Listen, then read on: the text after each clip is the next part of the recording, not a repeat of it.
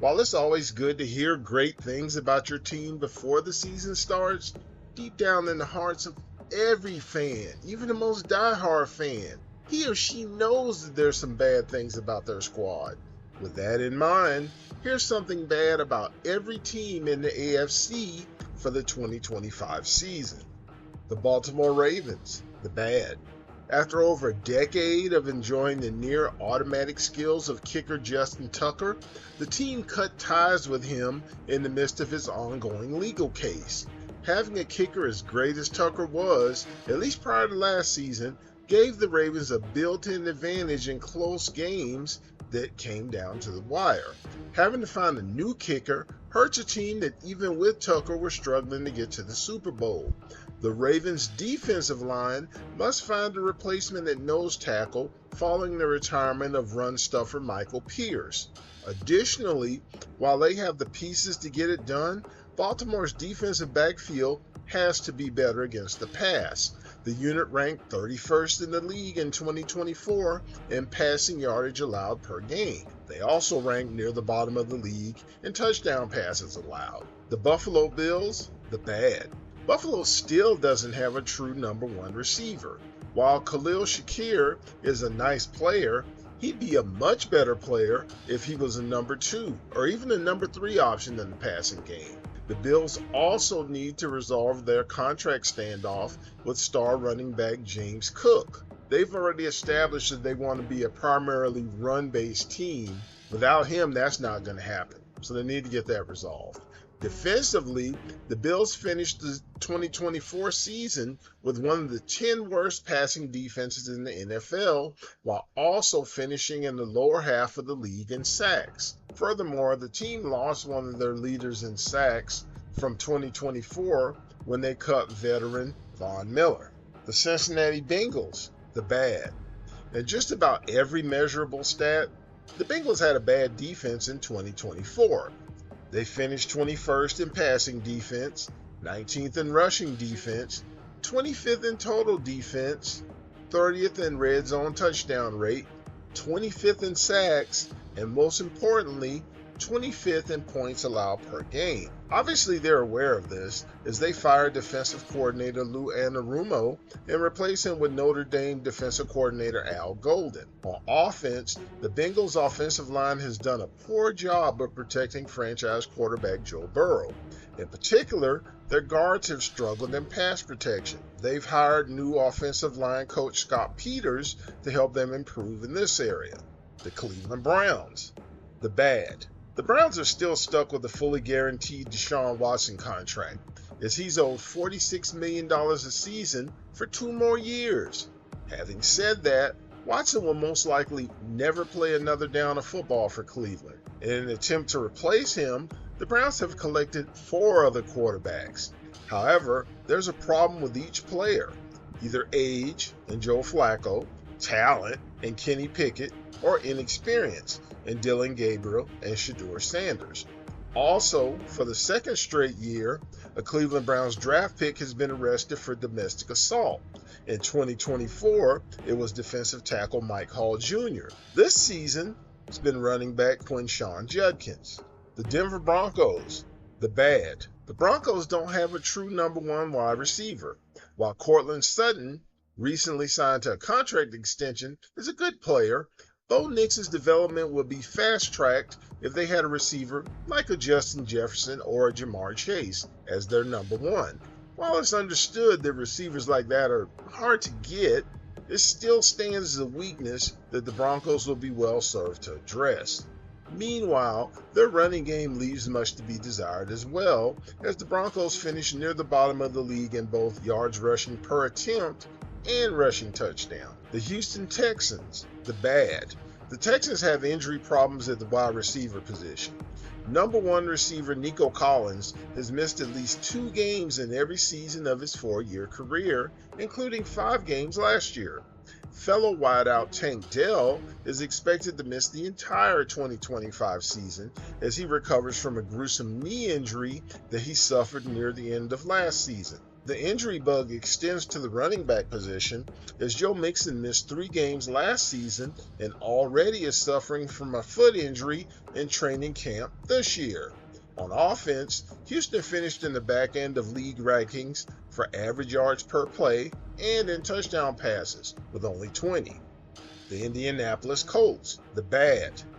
The Colts have no idea who their starting quarterback is going to be. The guy they would prefer it to be, Anthony Richardson, can't stay healthy. He's missed 16 games in only 2 seasons. When he does play, he's only completed 50% of his passes while also throwing more interceptions than touchdowns. Their other option, exiled former New York Giant Daniel Jones, is looking to latch on with a new team. While Jones has had some success in the past, he's only won 35% of his games as a starting quarterback. Last season, Colts quarterbacks finished with the worst completion percentage in the NFL while also throwing the 4th most interceptions. The Colts need a full season from star running back Jonathan Taylor, who missed 3 games last season and 6 in each of the previous 2 seasons. On defense, the team gave up the 9th most points in the NFL. They also gave up the 4th most yards and the 9th most rushing yards. The pass rush tied for 25th in sacks with 36. The Jacksonville Jaguars, the bad. The Jaguars have a guy, Trevor Lawrence, who they consider to be their franchise quarterback. However, he's only won 37% of his games as a starter in his career. He's also coming off a season where he missed 7 games. Meanwhile, their starting running back, Travis Etienne, was outrushed by the backup, Tank Bigsby, by over 200 yards, 766 to 558. Bigsby also averaged nearly a yard more per carry, 4.6, as compared to 3.7 for Etienne. Finally, Bigsby scored 7 touchdowns, while Etienne only scored 2. On defense, the Jaguars were a mess in 2024. They gave up the most passing yards in the league, the 5th most points. They surrendered the 2nd most yards. They gave up the 2nd highest average yards per play and forced the fewest turnovers, creating only 3 fumbles and 6 interceptions. The Kansas City Chiefs, the bad. The Chiefs had problems at left tackle all last season. In an attempt to stabilize the position, the Chiefs moved All-Pro guard Joe Thuney to protect Patrick Mahomes' blind side. However, after the season, the Chiefs traded Thuney to the Chicago Bears. They then brought in Jalen Moore to fill the spot, but he's only had 12 starts, including 5 last year, over his 4-year career. The Chiefs also struggled to protect Mahomes against strong pass rushes, as evidenced in the Super Bowl versus the Philadelphia Eagles. Additionally, the line did a poor job of opening holes for their backs. The Chiefs' running game was number 27 in the league in yards per attempt and 22nd in yards per game. Additionally, there are 3 returning running backs with the most carries, Kareem Hunt at 3.6, Isaiah Pacheco at 3.7, and Carson Steele at 3.3, each averaged less than 4 yards per carry. The passing game suffered as well, as it finished 24th in yards per attempt. To drive this point home, while the Chiefs finished 6th in pass attempts, they only finished 14th in passing yards. On defense, the team needs to get more pressure on the quarterback, as they registered only 39 sacks, which tied them for 18th in the NFL. By comparison, the team with the most sacks had 63. We're going to take a time out from our story to ask you to like, subscribe, share, comment, hit that notification bell, and repeat when it comes to our videos. Now, back to our story. The Las Vegas Raiders, the bad. The Raiders are on their 5th head coach since the 2021 season with the hiring of Pete Carroll. Furthermore, their last 2 coaches, Josh McDaniels and Antonio Pierce, have a combined winning percentage of .367.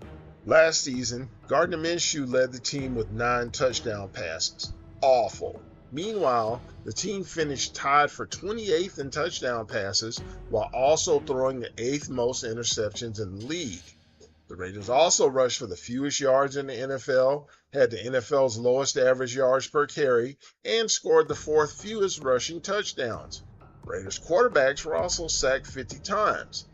Offensive tackle Jackson Powers Johnson had the fifth most penalties in the league.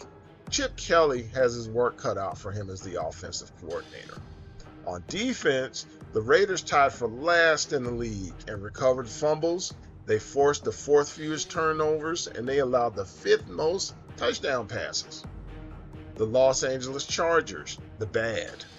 On offense, the Chargers want to be a run-based team. To that end, they expect free agent signee Najee Harris to lead that attack. Even aside of his eye injury, I just don't see Najee as being capable of doing what the Chargers expect him to. They better hope that Amarion Hampton is as good as expected, because they're going to need him. Last season, Los Angeles tied for the fourth worst yards per rush, 20th in offensive yards gained, and 19th in passing yards. On the offensive line, offensive tackle Joe Alt had the third most holding penalties in the league, as well as the eighth most penalties overall. The Chargers' defense was tied for third worst in the league in fumble recoveries. They also were fourth worst in average yards per carry allowed. They gave up the fifth most pass receptions to running backs, the fourth most touchdown receptions to wide receivers, and the ninth most receptions to tight ends. The Miami Dolphins, the bad. Miami has finished second or third in the division 14 out of the last 16 seasons. Unfortunately for them, they haven't won the playoff game during that period. On offense, after trading away tight end Jonnu Smith, who led the team in receptions last season, the Dolphins are counting on unretired tight end Darren Waller to provide production at tight end. In 2024, the Dolphins lost the third most fumbles and finished seventh worst in average yards per pass. They also finished 21st in rushing yards, tied for 24th in rushing touchdowns, and tied for third worst in average yards per carry. Finally, they tied for the third most fumbles in the NFL. On defense, the Dolphins will have a new starter at every position in their defensive backfield. Additionally, they're expecting the majority of their pass rush to come from two players, Bradley Chubb and Jalen Phillips, who are both returning from injury. Statistically, the defense finished tied for 22nd in interceptions, 27th in sacks.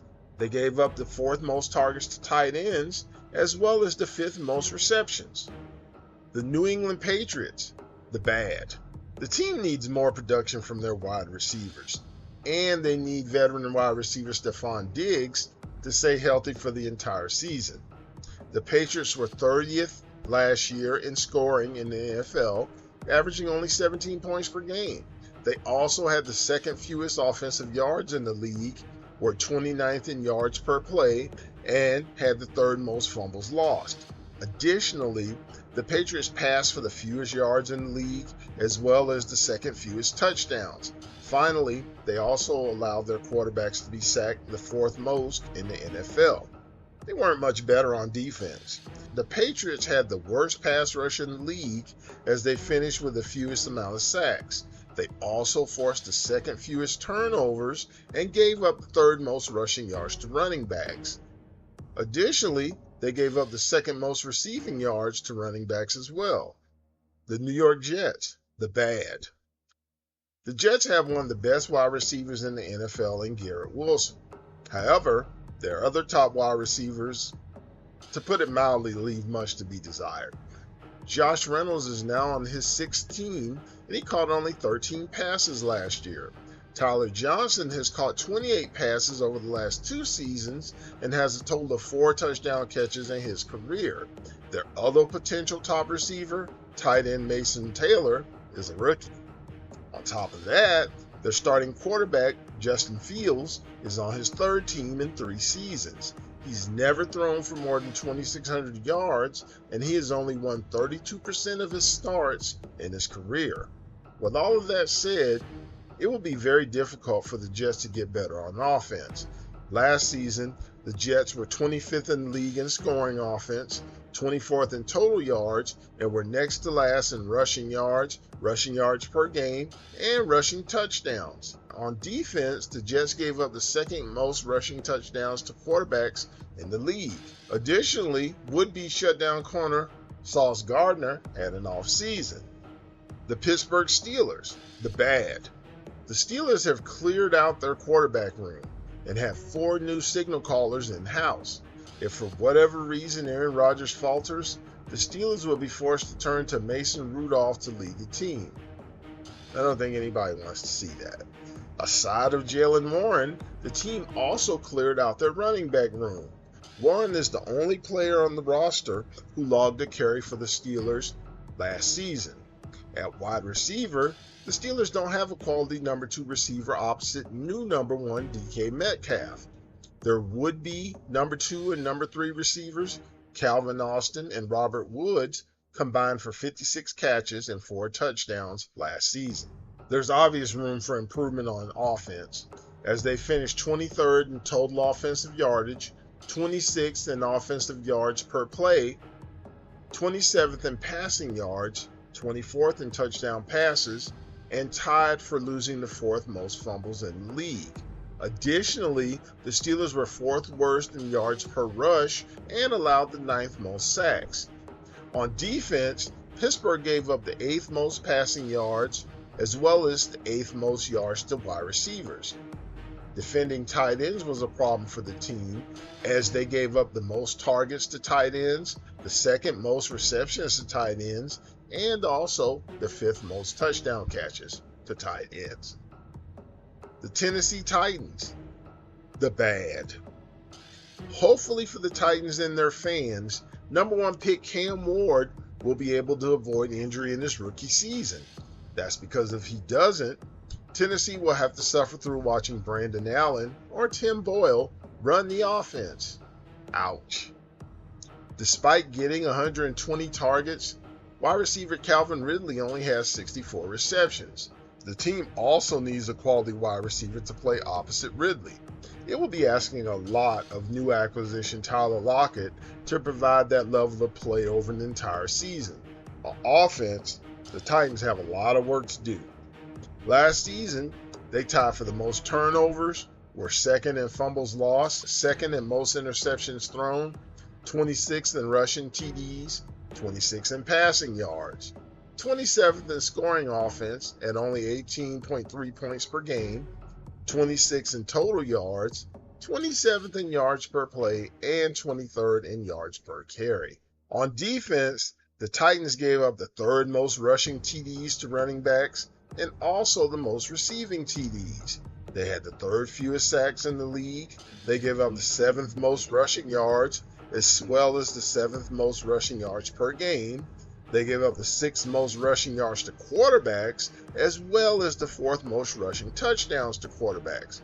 Finally, they gave up the 3rd most points in the NFL, as well as the 3rd most points per game, surrendering 27.1 every time they hit the field. What do you think about our list of bad things for each team? Do you think there's some other bads that should be added to that list? Let us know in the comments. Thank you all for coming to check out our video. We appreciate you spending time with us. We're going to be coming out with other videos, and in addition, we have videos that we've already completed. Please take time to look at those and see what you think. Thanks again, and see you soon.